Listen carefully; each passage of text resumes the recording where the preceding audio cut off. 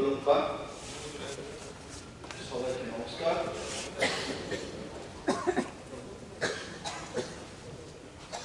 গত 5 জানুয়ারি রাজ্যপালের মাননীয় মহামহিম রাজ্যপালের ভাষণে ভিত্তি করে আমরা যে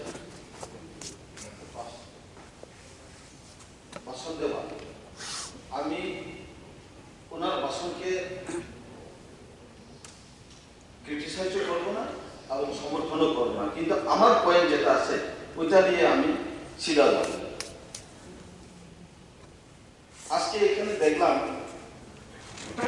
বিভিন্ন ভাবে স্লোগান এই হাউসের মধ্যে বা ষড়যন্ত্রের কথা বা অনেকটা উল্লেখ হয়েছে। আমি সেটা যাব না। এই ভাষণের মধ্যে এডিসিকে গুরুত্ব দিয়ে আমাদের ত্রিপ্রাসাদের জনজাতিদের বা আমরা ত্রিপ্রাসা যারা আছি আমাদের জন্য যে গুরুত্ব দিয়ে দেখা, সেটা আমি এখানে দেখছিলাম।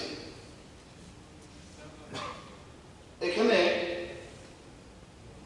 আমি বরগুক বিধানসভা থেকে আসছি, তাই বিশেষ করে আমি বরগুকের ব্যাপারটা নিয়ে আমি উল্লেখ করব।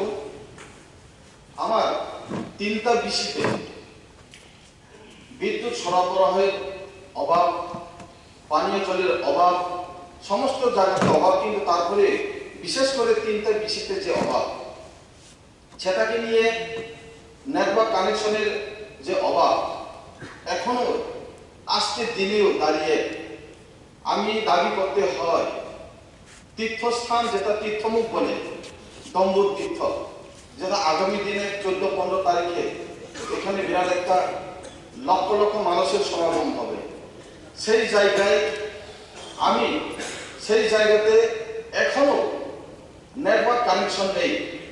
আমি বারবার 2বার আমি পবিত্র বিধানসভাতে আমি উত্থাপন করছিলাম, যে দাবি করছিলাম যে এটাতে আমাদের কাছে অত্যন্ত প্রয়োজন। আজকে লক্ষ লক্ষ মানুষ এখানে যখন সমাগম হয় পবিত্র বিধানসভায়, আমি দাঁড়িয়ে বলছি ওই জায়গাতে নেটওয়ার্ক কানেকশনের অভাবে আজকের দিনে আমি দাবি করতে হয়। তারপরেও আজকে এখানে রেশন শপ বা আপনাদের যে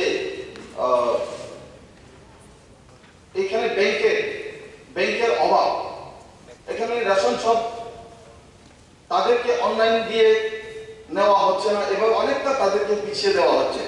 তো আমি দাবি করব আগামী দিনেও যাতে মাননীয় মন্ত্রী মহোদয়ের কাছে আমি সেই দাবি রাখবো, যাতে করে মুগছড়ি এবং নিউ গুমতি 2টা বিসিতে আগামী দিনে আবার যে আমি দাবি করব যে নেটওয়ার্ক কানেকশনের জন্য অতি সত্বর নেটওয়ার্ক কানেকশন দিয়ে তাদেরকে উপকার করা হয়। দ্বিতীয়ত হচ্ছে মাগরুম বিসি, যেটা আজকের দিনে দাঁড়িয়ে আমি বলছি লাস্ট পার্ট বর্ডারিং এরিয়া বাংলাদেশের মাগরুম বিসি যেটা আছে আমার এখানে, সেই মাগরুম বিসিতে ওএনজিসি দ্বারাই আজকে সাকসেসফুলি ওএনজিসি গ্যাস পাচ্ছে। এখানে খনিজ সম্পদ। আজকে এখানে আমি আপনাদেরকে অনুরোধ করব, ওই জায়গাতে খনিজ সম্পদ আমাদের যে জায়গাতে সারা রাজ্যের উপকার হবে, সারা ভারতবর্ষের উপকার হবে, কিন্তু মাগরুম বাসী যারা আছে তাদের কিছু উপকার হচ্ছে না। এখনো তাদের বিদ্যুতের অভাবে রাত্রেবেলা অন্ধকারে রাত কাটাতে হয়। আমি আপনাদেরকে অনুরোধ রাখবো, সেটা যেন আমি মাননীয় মন্ত্রী মহোদয় যারা আছেন, বর্তমান সরকার যারা আছে, আপনাদেরকে আমি অনুরোধ রাখবো, সেটা যেন অতি সত্বর তাদেরকে বিদ্যুৎ সরবরাহ করার মাধ্যমে তাদেরকে উপকার যেন করা হয়। আর আছে আমাদের এখানে বগাচটল বেশি, রাস্তাঘাটের অভাব, পানীয় জলের অভাব। আমি বারবার DWS এর এবং PWD SDO এবং এক্সিকিউটিভ সাহেবদেরকে আমি রিকোয়েস্ট রাখছিলাম যাতে করে আমরা তাদেরকে উপকার করতে পারি, রাস্তাঘাট, রোড কানেক্টিভিটি এবং আমাদের পানীয় জলের সরবরাহের মধ্য দিয়ে, কিন্তু এখনো সে অভাবে তাদের ভুগতে হচ্ছে। তা আমি বলতে হয় যেহেতু তিপ্রাসা এরিয়া, ওই জায়গাতে আমি ওইখান থেকে যেহেতু আমি প্রতিনিধিত্ব করছি, ওই তিপ্রাসা এরিয়ার জন্য সবাইকে তিপ্রাসার জন্য বা জনজাতির জন্য কান্নাকাটি করছে। তো যাতে করে সেটা সঠিক নজরে সঠিক দৃষ্টিতে রেখে তাদেরকে যেন উপকার করা হয়, সেটা আমি আপনাদেরকে অনুরোধ রাখি। এখানে করব বিধানসভার মধ্যে আজকেও আমি বলতে হয়, সেদিনও আমি বলছিলাম বিগত অধিবেশনে, করব বিধানসভাতে কলেজের অত্যন্ত প্রয়োজন।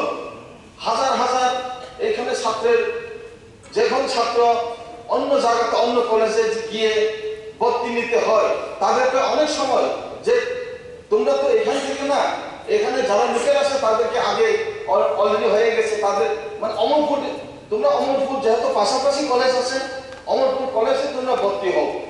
এখান থেকে অনেকজন বঞ্চিত হয়েছে। তা আমি রাখবো যেহেতু ছাত্রদের জীবনের প্রশ্ন, আমাদেরকে অতি সত্ত্বর কলেজ স্থাপন করে যাতে তাদের আমাদের ছাত্রের জীবন যাতে ব্যাঘাত না ঘটে, পড়াশোনার জন্য যাতে তাদের ডিস্টার্ব না হয়,